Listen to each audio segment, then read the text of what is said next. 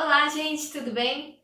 Estou aqui para mais uma aula de biologia e o tema de hoje é relações ecológicas. Estou bem animada pelo nosso primeiro vídeo aula, assim, mais cara a cara, mais ou menos, né?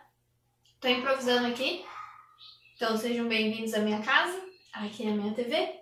Eu vou usar a TV como o projetor. Eu espero que vocês gostem da nossa aula de relações ecológicas.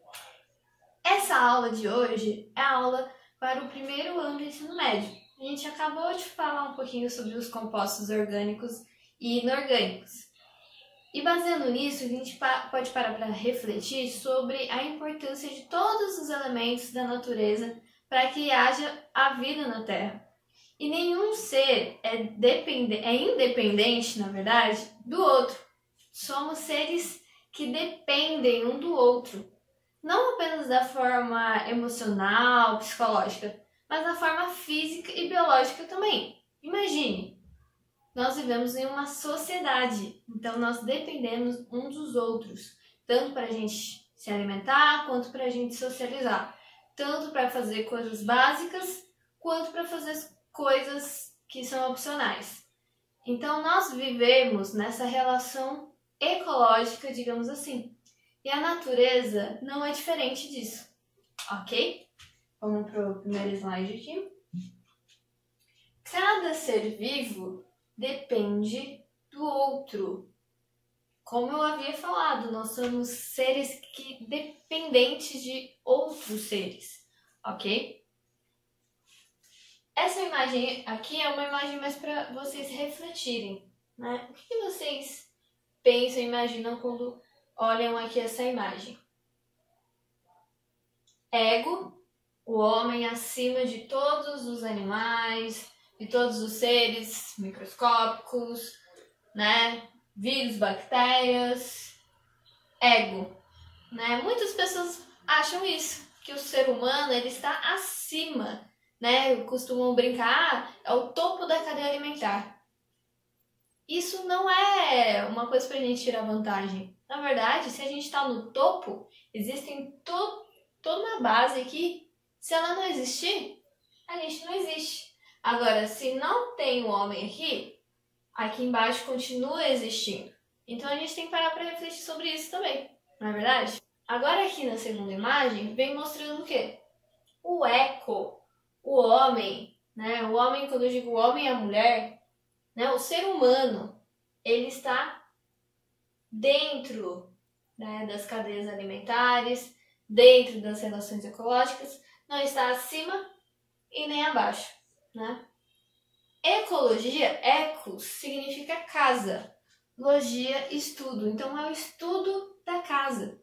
Ah, estudo da casa, engenharia, arquiteto? Não. A nossa casa natural, né? O meio ambiente. O estudo de cada ser vivo e onde ele habita e quais as relações que ele possui.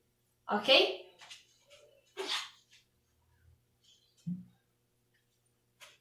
Para a gente iniciar, precisamos saber algumas palavrinhas específicas, tá? Nós vamos falar de relações ecológicas. E existem dois tipos básicos de relações ecológicas.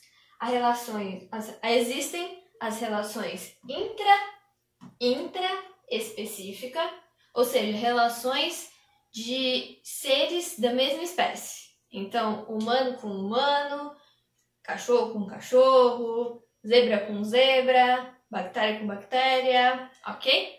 E existem as relações interespecíficas, espécies diferentes.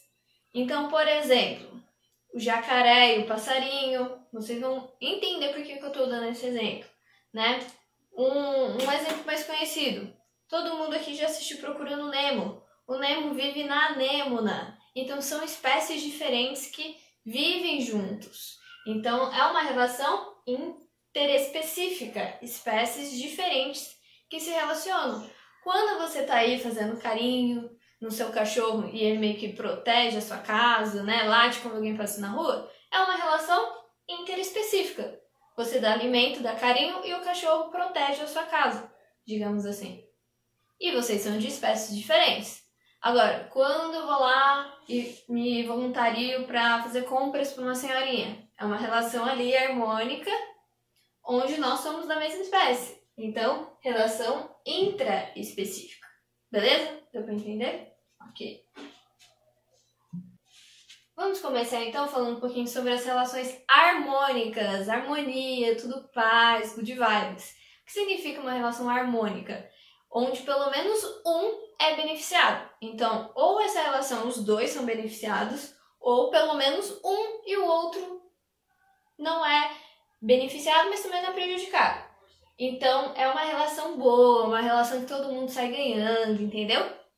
Ok? E a primeira relação harmônica que nós vamos conversar hoje é o comensalismo. O que é o comensalismo? É quando uma espécie ajuda a outra, espécies diferentes, uma ajuda a outra, tá? Uma é beneficiada e a outra, ela não é beneficiada, mas também não é prejudicada, ok? Então, exemplos, nós temos aqui o tubarão e a rêmora, ok? O tubarão, ele é um predador, como vocês sabem, e a rêmora, ela é um peixe detritívoro, ela come tudo que você jogar para ela ali, restos de alimentos, enfim.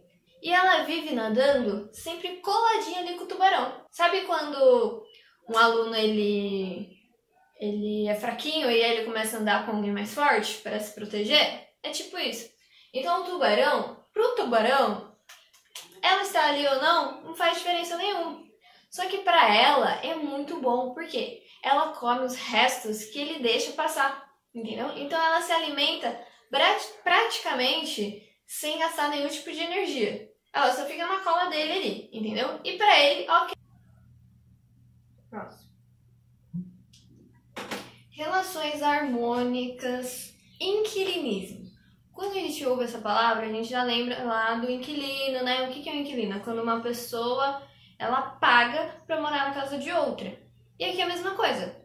Um animal, ele vive dentro de outro, tá? Então, por exemplo, aqui nós temos o pepino do mar. O pepino do mar, ele é um animal bem simplão mesmo, tá? Bem na dele. E temos o peixe-agulha. O peixe-agulha é bem fininho. Então, o peixe-agulha, ele consegue viver dentro do pepino do mar.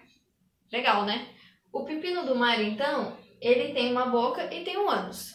O peixe-agulha, ele pode entrar tanto pelo ânus e sair pela boca, entrar pela boca e sair pelo ânus. Ele vive ali para se esconder dos predadores, tá? Então, para o pepino do mar é indiferente. Já para o peixe-agulha, isso faz toda a diferença, né? Ele consegue sobreviver mais tempo e se livrar dos predadores. Aqui nós temos também uma relação ecológica de inclinismo com plantas. Então, não é só com animais.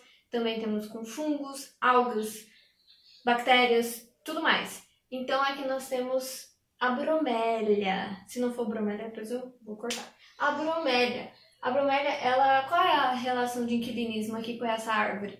Ela mora em cima desse tronco. Ela vai usar o tronco da árvore como um apoio. Para quê? Para ela receber mais luz e mais água. Para a árvore, tanto faz que ela está ali, ela não está prejudicando, ela não está sugando a árvore. Mutualismo obrigatório.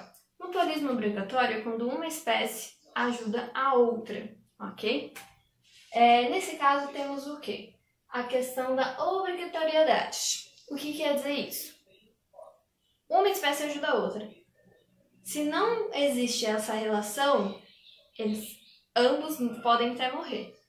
Ou um vai morrer, o outro não, mas eles vão ser prejudicados se eles se separarem.